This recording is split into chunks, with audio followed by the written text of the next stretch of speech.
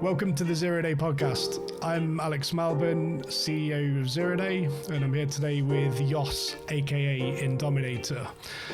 Yos is a professional esports player, and he plays Pro Evolution Soccer for a number of different teams.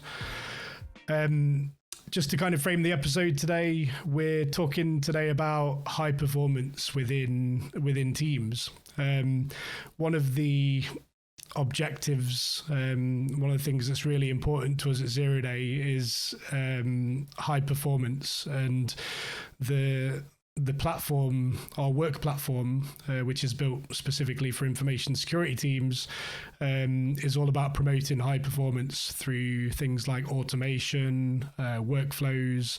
We build in industry standards for cybersecurity and industry frameworks, and the work platform itself really helps teams get work done and collaborate seamlessly. So really interested and excited to have you today, Yos, and hear more about high performance in the growing world of esports. So welcome. Do you want to tell us a little bit about yourself? Yeah, well, first of all, thank you for having me on your podcast, Alex. My name is Yos Sonneveld, also known as Indominator, as my gamer tag. I'm currently the professional esports player of Arsenal Football Club. I used to be representing Celtic Football Club as well from Glasgow. And I can't wait to share my knowledge about the past esports scene, the current scene, and also my personal experience of playing in an esports team. So, looking forward to it. Awesome. Great to have you.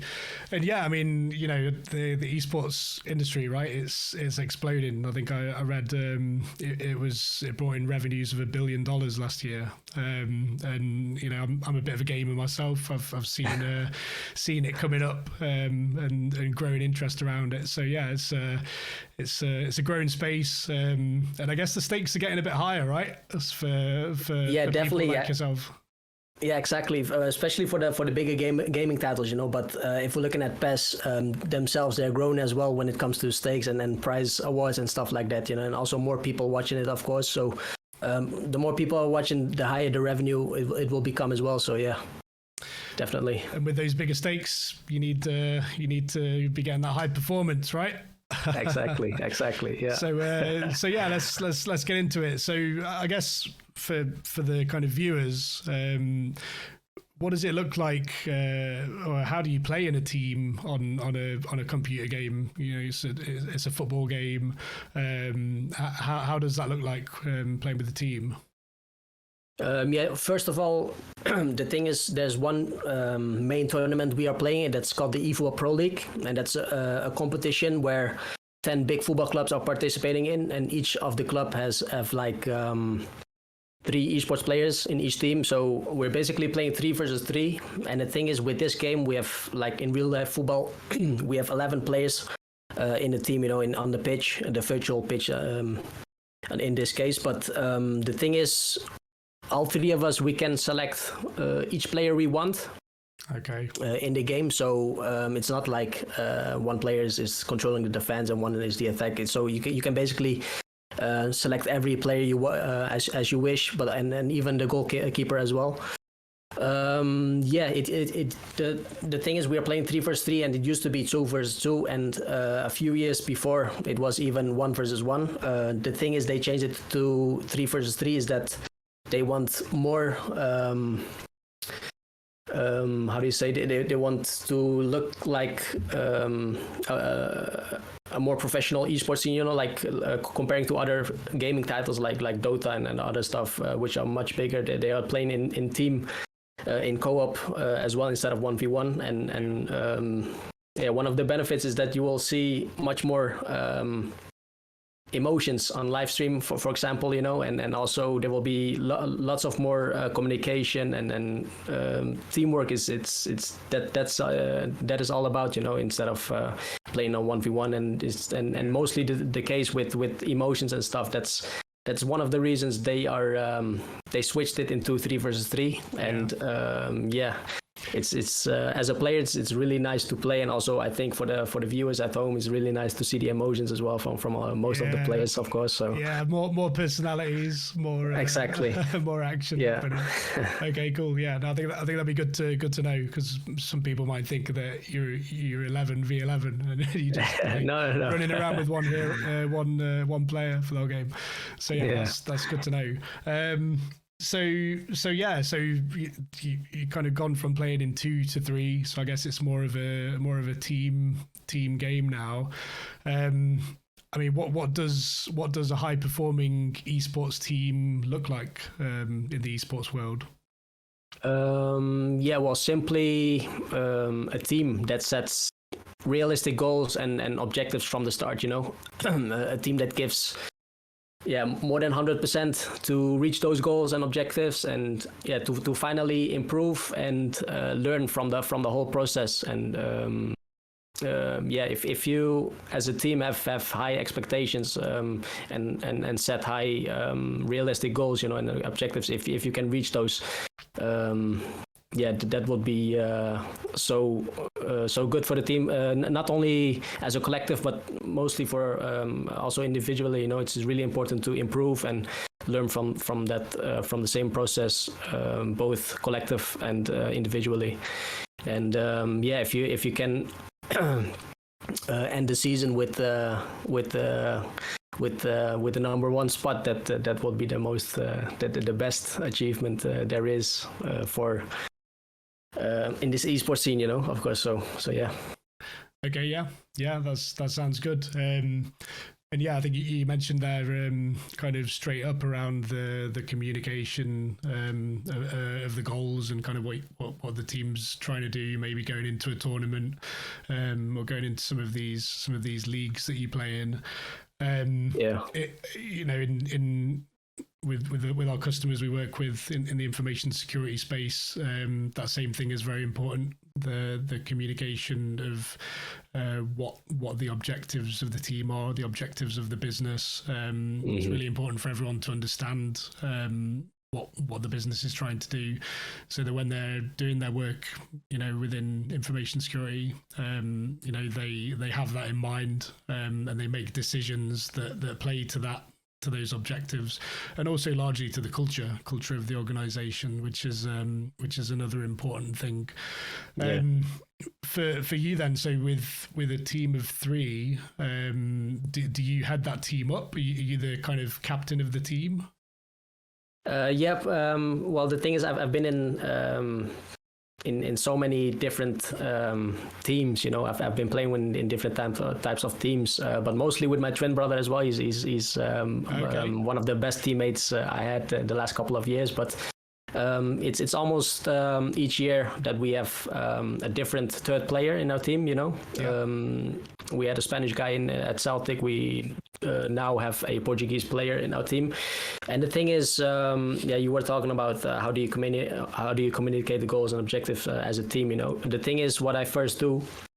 Well, obviously, Arsenal had signed me to be their captain. So it's more my responsibility to set those goals and targets as a team. The thing what I first do is look at the qualities of each player individually, in my team, and then we just have to be realistic. I always know we aren't the best team as a collective, compared to other teams, and also individually we are not one of the best players. But it's really important to improve that, to improve that step by step, and the thing is, what really helps me throughout the years as a captain is that I like to be being structured, when it comes to practice and stuff, that's one of the most important things, that all 3 of the players are thinking the same way, that we all 3 have the same targets, same goals for the season, finally, that's the most important thing, that all 3 of the players, that they know what is realistic, what is a realistic goal to set, and the last couple of seasons, I think we did well with the teammates I had so far. Had amazing achievements as well, and even achieved better, performed better than some of the goals we had before. So so far we've been doing great, I think. Good to hear. You mentioned there about kind of rigor with training. So you mean like having a fixed routine? Is that kind of playing a certain amount of games per week, or do you get together with the guys, or is it mainly kind of they're in different places? Yeah, well, I think most of the years we always scheduled like 5 moments in the week to practice, and mostly those sessions were like 2 to 3 hours practice against one of the participants of the same league as well, just to keep the level of the training as high as we can as well, just to simulate the matches as well. And what we did the last year was we practiced against all of the teams that were participating in the league, just to see. The funny thing is that most of the teams they play nearly the same way, most of the teams. So it's good to practice against certain teams that have the same style as the team we are facing at the next match day, so we can prepare and we can simulate the matches, and stuff like that. So it's really important to work on that as well, to just to keep an eye on who are you facing in the next match, and it's just you have to be prepared for anything, any team and stuff like that. So that's interesting. I guess like you say, playing someone that you similar to what will be in real life is a good thing. That happens in InfoSec as well, with things like phishing, where these kind of cyber criminals send out emails trying to get people to click links, with the ultimate goal of trying to steal their information, or install kind of some kind of ransomware on their computer and things like that. A lot of companies today will run simulations, like phishing simulations, on their own employees, and try and get them to click links and things, and then measure that and and use that information to then inform whether they need to do more training, more awareness around that topic. I mean, it's really one of the big areas in cybercrime where people get caught out. I saw the other day there's a new one where people are getting text messages to say that a parcel has been attempted to be delivered and they need to reschedule it, and then it's some link to some dodgy website where trying to capture information. A lot of people getting caught out with things like that. I actually had a few of those as well last year as well. But I knew I usually don't order anything through online, so I knew it couldn't be mine. So cool. I mean, I caught up with an FA football coach a couple of weeks back, and it was really interesting to hear from her kind of all the work that goes on behind the scenes. A lot of people just watch football. They think it's 90 minutes on the pitch, and they've all got an opinion, right? Of he should have done this, should have done that. Obviously, we just come out of the Euros, and there's been a bit of buzz around that. I imagine it's the same in the esports world. You don't just show up on the day and play your games. I imagine there's a lot more behind the scenes, and not just, as you mentioned, the practicing, but I'm sure there's other things that go into it. What does that look like? Well, I do have to say it's really quite similar as real football, the work that goes behind it. And if you compare it to other gaming titles, it's quite similar as well, because the thing now, like I mentioned before, it's now a team sport. It's now 3 versus 3 instead of 1v1. So it's really important that all of three are finally playing at the same page at the moment where it's the most important.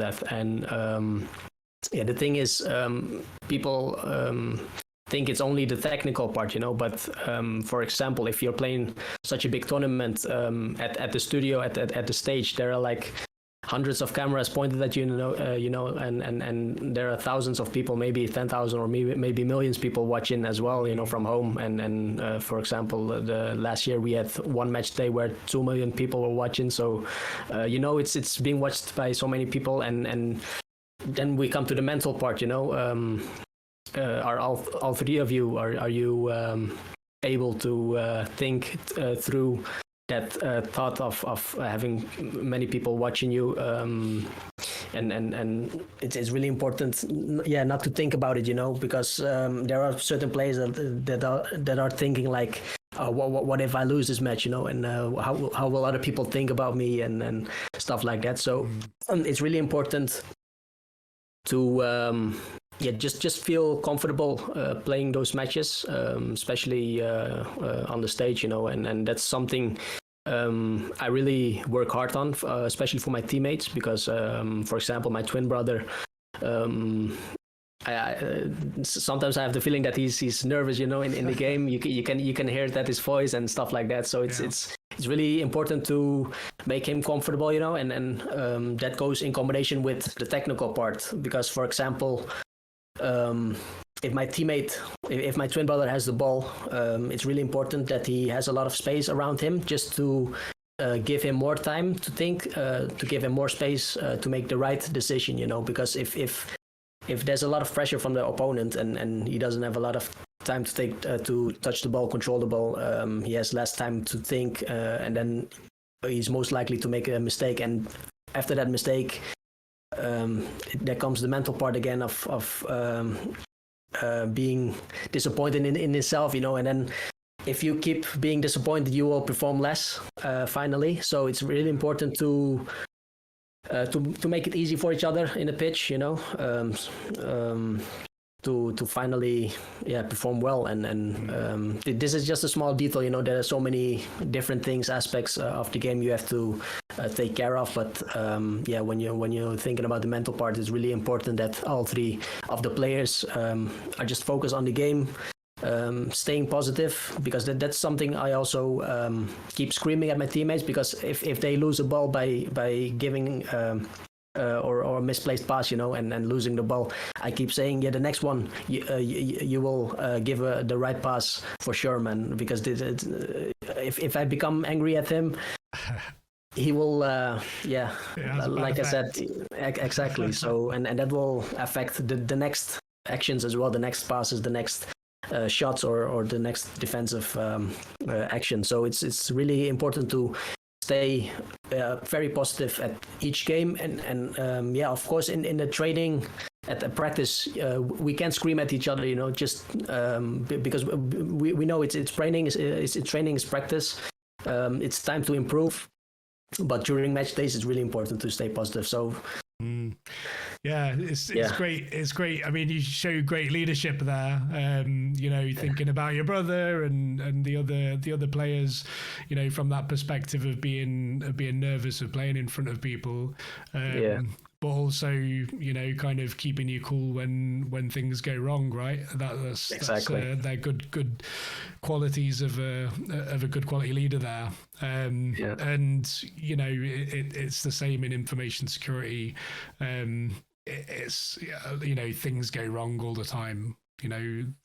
There's lots of things happening with organizations today. They have lots of technology, they have lots of data, they have lots of different things going on for them to be competitive and to be successful in their industry. And things do go wrong, and the best leaders are the ones that are able to take that on the chin, and motivate the team to carry on and work through it together, and get through that stuff. Exactly, yeah. And that's that's one of the elements where we help with our platform 0 Day, We make it easy for people to find the information they need in order to get their job done. Okay, yeah. So really, really interested to hear that. Has it got easier for you being in front of all these, thousands of people or millions of people watching streams? Does it get easier with time, or? Well, I have to say nervous? my first. Well, I have to say, I always get nervous, before going into a match at the tournament, if I'm at the location, and I have to say, I was very nervous at the first tournament when I completed my first match. I think I won that game as well, but even after the game, my hands were still shaking, because I was so nervous, and I knew there were many people watching, and I was thinking like, wow, how would they think about me now? I won my first game, and stuff like that. But I have to say, I'm still nervous for each game, but the thing is, when the game starts, you're so focused on the game, and then you can't even be nervous again anymore.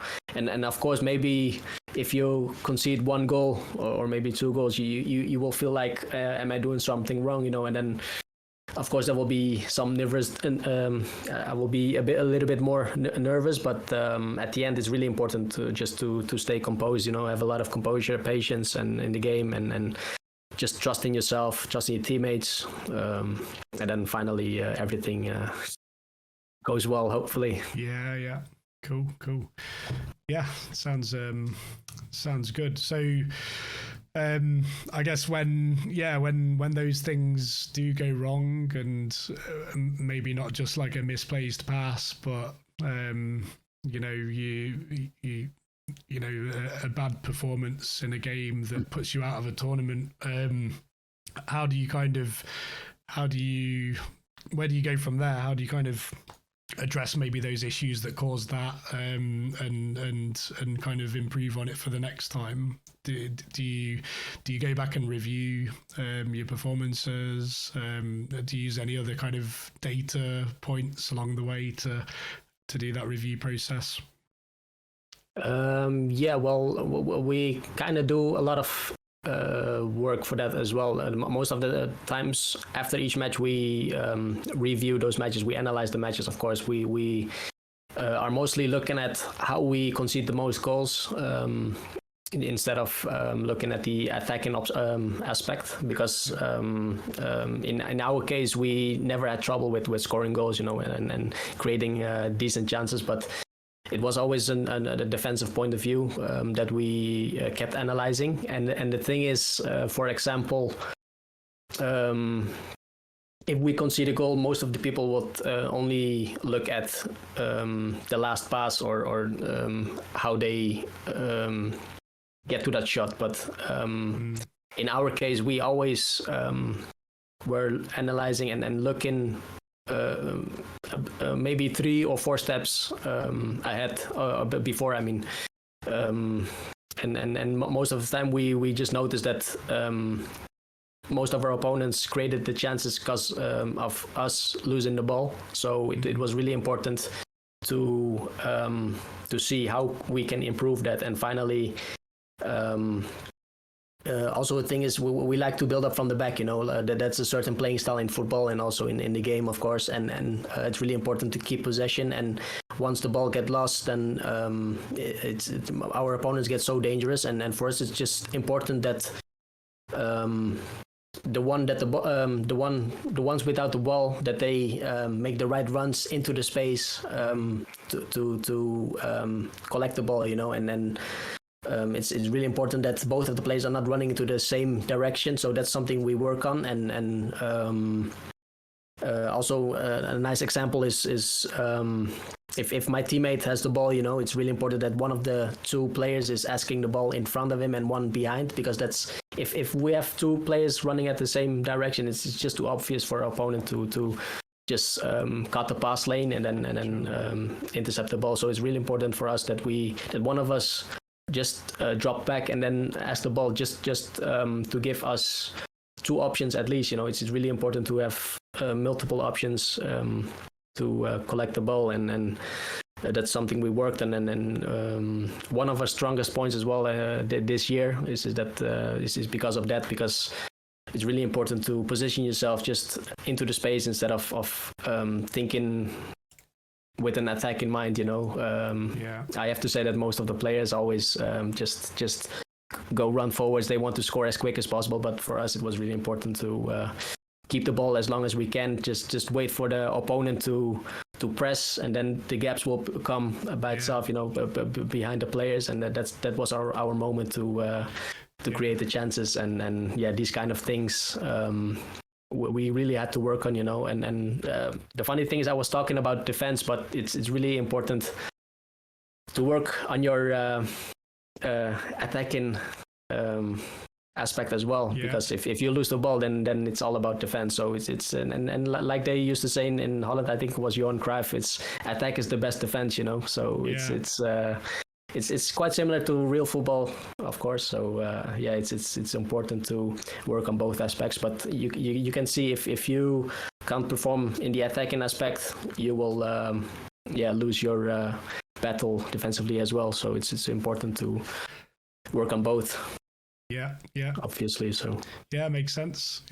I like that you kind of focus on the defense side, and not just not just trying to ping goals in left, right, and center in all your kind of training and your review stuff. Exactly. Information security is all around defense. It's defending it's defending your company's systems. It's defending the systems you use every day for the company to do its operations, to do its HR, to do its finance, to do its sales. All of those pieces of information and the information within them, financial data, information about your customers, about your suppliers, about your contracts.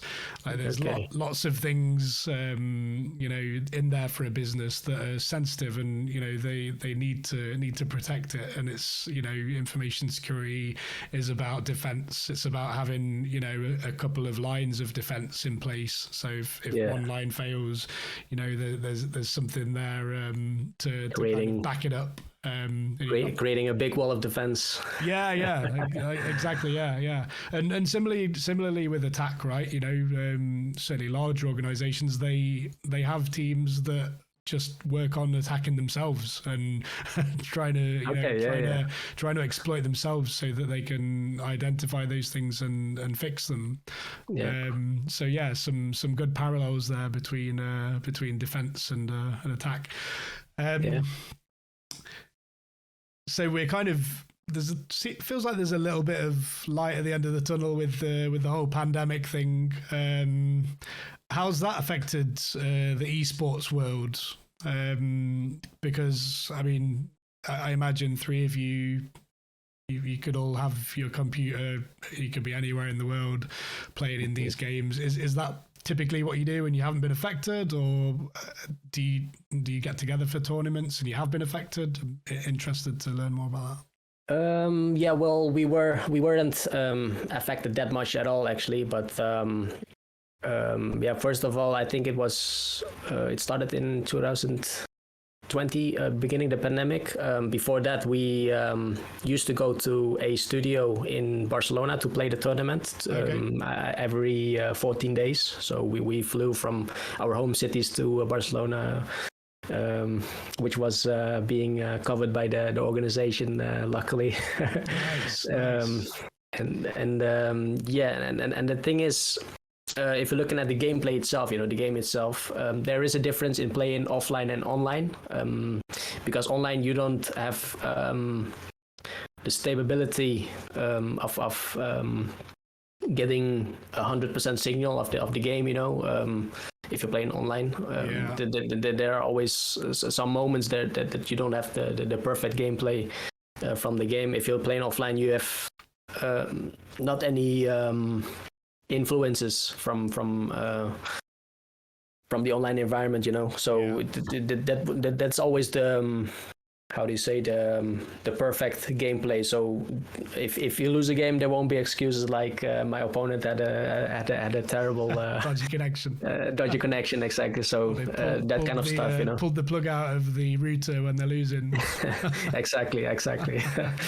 And and looking at the things around the games, you know, if you going to the studio, you always have that feeling of this is something I'm playing for, you know, playing in front of a professional, you playing on a professional stage, getting those big cameras pointed at you and an audience in front of you as well, and you know there are people watching online as well, and the atmosphere is so much different playing offline, and so much better, of course, than playing from your own home. And of course, playing from home, I think it gives most of the players how do you say, more, they're more comfortable playing from own home, of course, because you just know you're sitting in your own chair, your perfect TV in front of you, and your own controller and stuff like that. So that's also a thing. But all with all, I don't think it affected us that much.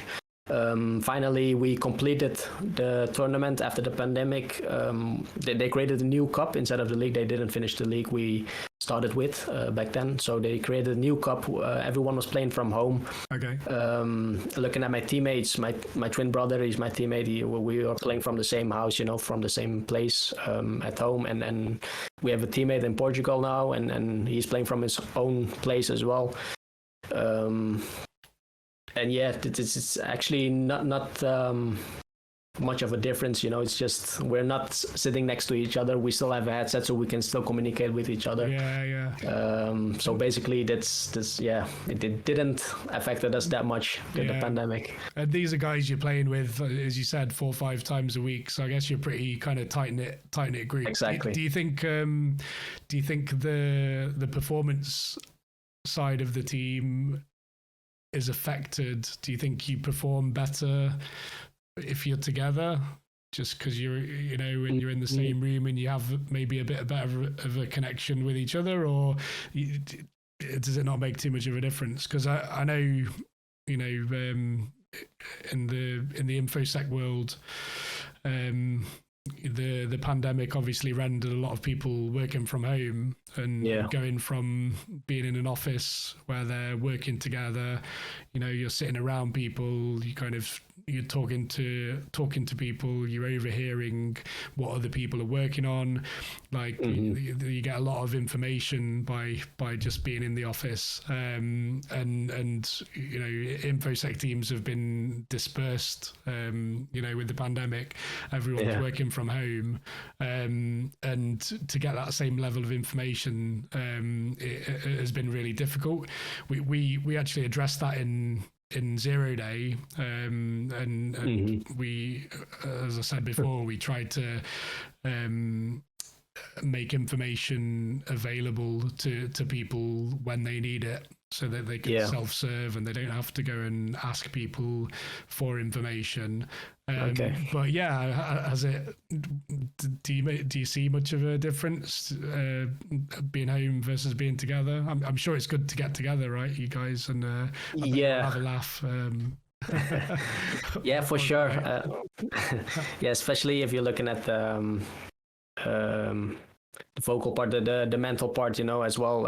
It's good if you're next to each other. It gives you, and also for the technical part, of course, it makes a difference, because sometimes if we're practicing next to each other, you know, instead of online, you can easily address the issues. You can analyze together, and with pointing at the screen, for example, you know. And if we're both, if all three are online, it's difficult to point these things out, you know, because the thing is, you might need an extra laptop or an extra computer maybe just to show these things, but it's more work than being working online, you know. And then offline, it makes it so much easier to work on your game plan. Seeing each other, of course, makes a difference as well. It's good to have all three of the players together, you know. Also for the chemistry, just so you can trust each other more and more. Of course, if it's if you're together, and but yeah, if it makes a big difference, not really actually, but yeah, the thing is we speak to each other 5 times a week already, you know, through chat, and but yeah, maybe just a little bit of the technical part with analysis and stuff like that. It might be easier if you're all three together at the same room or same space, you know. Yeah. So fingers crossed. Fingers crossed. You'll be back on those flights to Barcelona before too much longer. that will be ideal. Yeah. Cool. So yeah, you said you played for Celtic, you played for Arsenal, you play for Arsenal now. You're the captain of the Arsenal team. You also play in the Dutch team, right? The national team. Yeah, that's correct. What would you say is your greatest achievement to date? Yeah, that's quite difficult. I had a few achievements, but not really big achievements compared to other players. But yeah, personally, I think becoming Dutch champion in 2017 was one of my first prizes actually, and yeah, becoming champion of a whole nation, of a whole country, that's just really amazing, you know. And yeah, so far is that my biggest achievement, I think. And also, if you're looking at the 3-versus-3 tournaments in 2018, the Konami, the creators of the game, they created the 3-versus-3 PES League as well, besides the 1-versus-1, and that was the first year. I was playing with my twin brother and another Dutch player in my team, and yeah, we finished second of the World Finals. Oh, wow. We received a huge amount of money as well, so which was very great. And yeah, if you're looking at the team perspective, that's one of my biggest achievements personally. 1v1, the Dutch Championship in 2017, and also the thing is, representing big football clubs like Celtic and Arsenal is also a huge achievement for me personally. I used to be a football player, you know. I had the dream of representing one of the biggest football clubs in the world, you know, as a footballer, and finally I had to conclude that I was not meant to be a footballer. So to become part of such big football clubs through this way is really amazing, and yeah, for me personally, one of the biggest achievements. So yeah. Great. Yeah, I mean, yeah, sound like a pretty accomplished esports professional, and I'm sure, there's a bright future there. Chopping into that $1 billion pie, which is hopefully one day, which is just growing. It's just growing every year. So yeah, you're in really good space, and yeah, great that you could be a part of football in that way. Cool. So yeah, I guess kind of we're going to wrap things up pretty soon.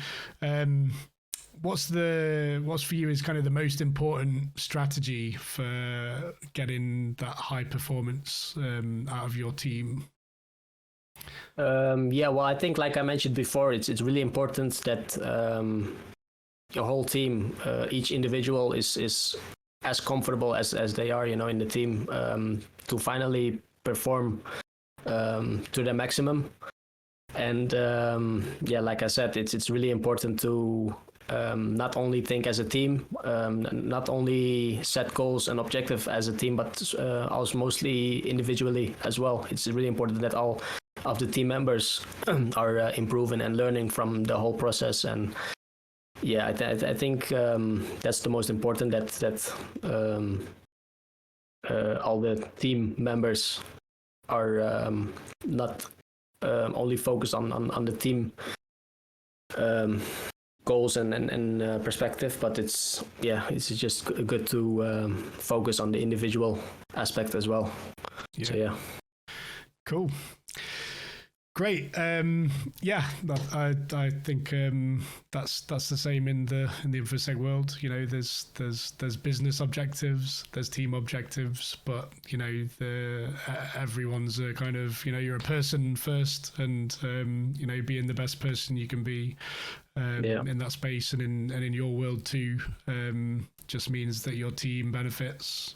And in the professional world, your business benefits. So yeah, great to hear it. So that's the first podcast. Thank you so much, Yos, aka Indominator. Please check Yos out on YouTube. You got a YouTube channel, right? Do you want to give it a plug, man? I've got a YouTube channel as well, mostly tutorials and then matches I play. You know, I stream a lot as well lately, so come check my channel out as well. Great. Come to say hi and enjoy. Yeah, cool. All right, thanks, Yos. Thank you as well. Yeah, thank you.